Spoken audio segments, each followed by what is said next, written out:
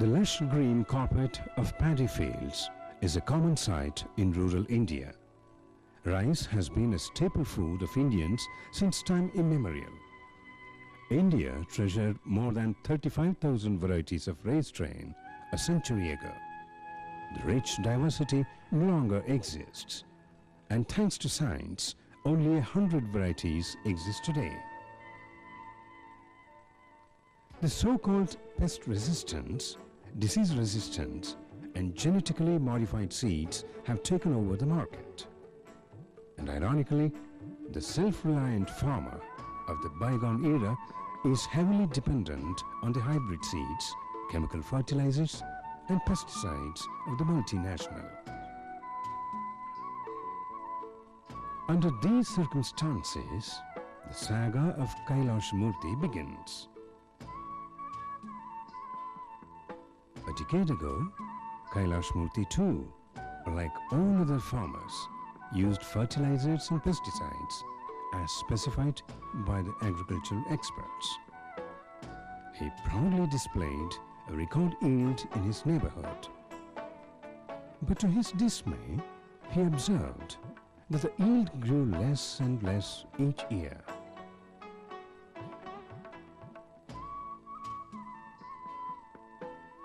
Kailash Murthy, a bank employee by profession and a farmer by conviction, observed that the savages brought about by intensive artificial inputs like fertilizers and chemicals decreased the soil fertility, increased soil erosion, and destroyed the food chain of predator and prey population.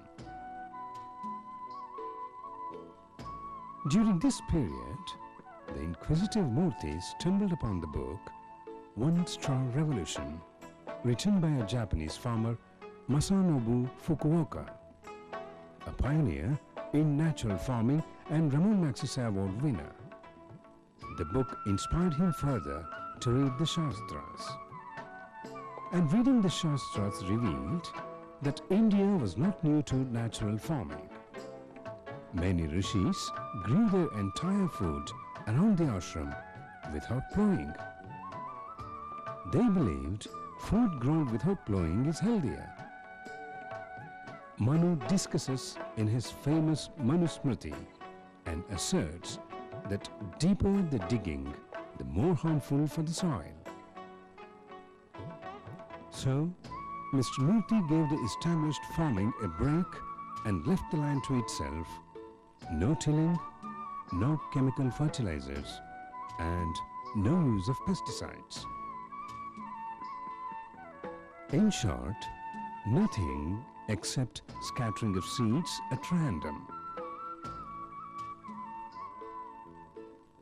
The farmers in the neighborhood were aghast with the idea of not plowing or digging the land before sowing the seeds. Placing the seeds or scattering them on the ground is totally unconventional and hard to accept it.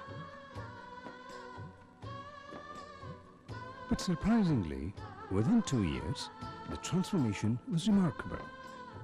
The natural balance of soil was restored, and the 6.5 acres of land transformed itself into a mini forest, a self-sustaining ecosystem.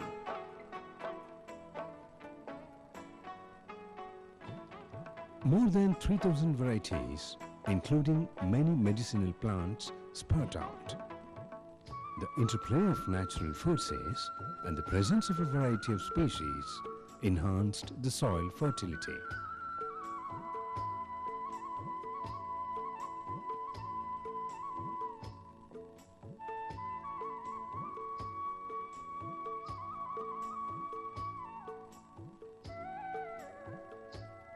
This silent revolution in the field of agriculture, without the use of established methods, not only attracted the nearby farmers, but also scientists from various disciplines.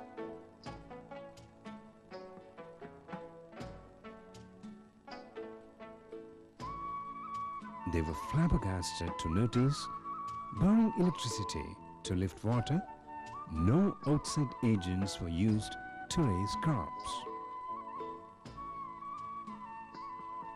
Mr. Murthy by using natural seeds, has grown a record 33 quintals per acre as to 18 quintals by his neighbors who are using modern tools and techniques.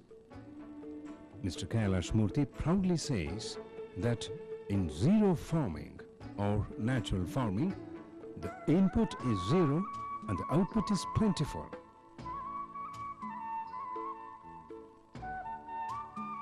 After 1 decade, he is completely self-sufficient. He no longer invests money on seeds, fertilizers or pesticides.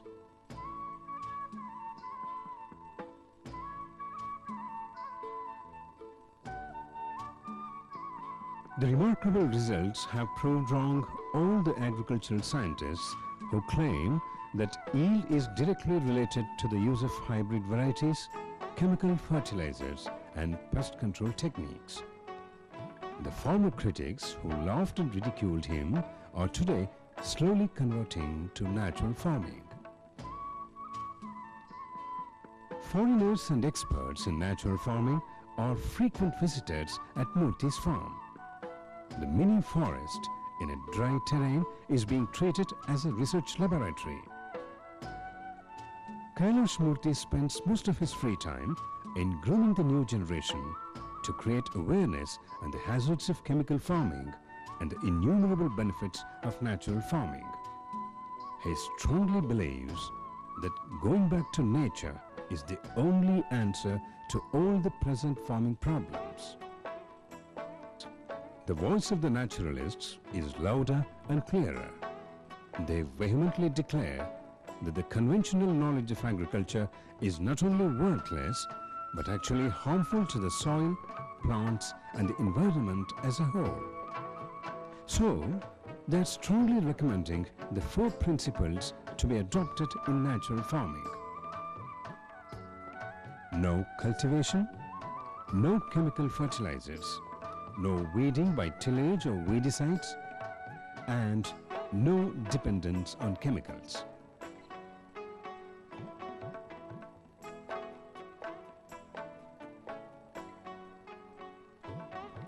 The earth cultivates itself naturally by means of the penetration of plant roots and the activities of microorganisms, ants, earthworms, reptiles and small birds.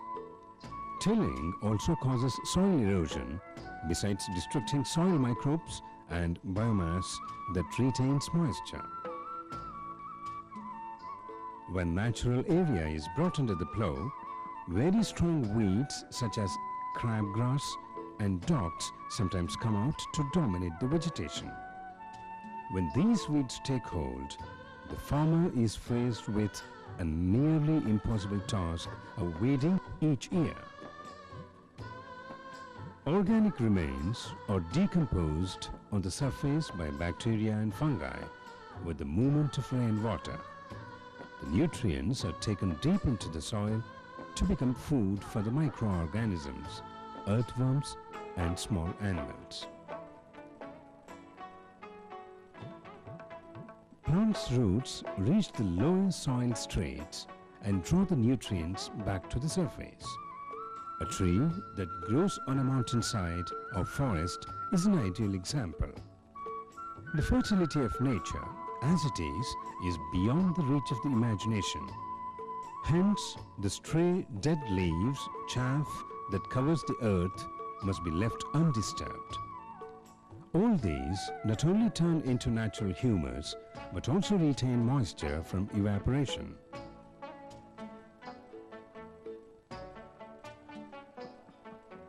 Mr. Kailash Murthy plants radish between the mulberry plants to curb the weeds.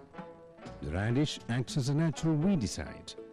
In nature, there are many more such edible plants that act as natural weedicides.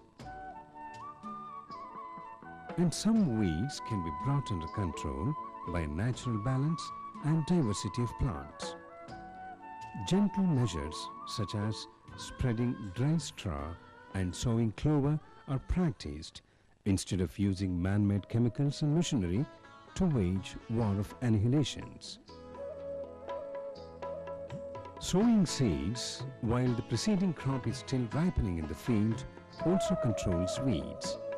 Hence, timing the seeding in such a way that there is no interval between succeeding crops gives the grain a great advantage over the weeds. Pesticides are quite effective in the short run but cause great harm to the plants, soil, animals and humans when used consistently.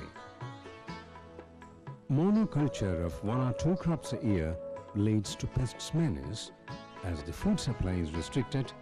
Hence, natural way of controlling pests is to grow multiple crops.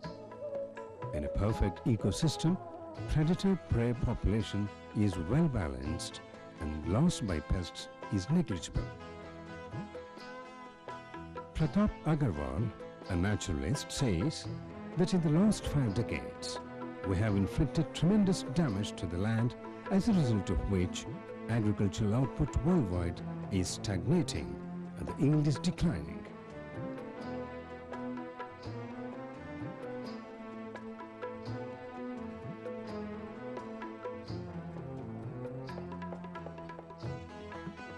Zero farming or Rishi farming is the only answer.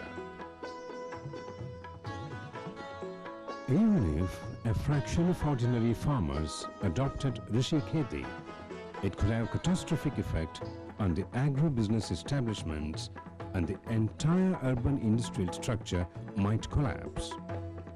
But will the powerful forces allow the silent revolution to prosper? Only time will tell.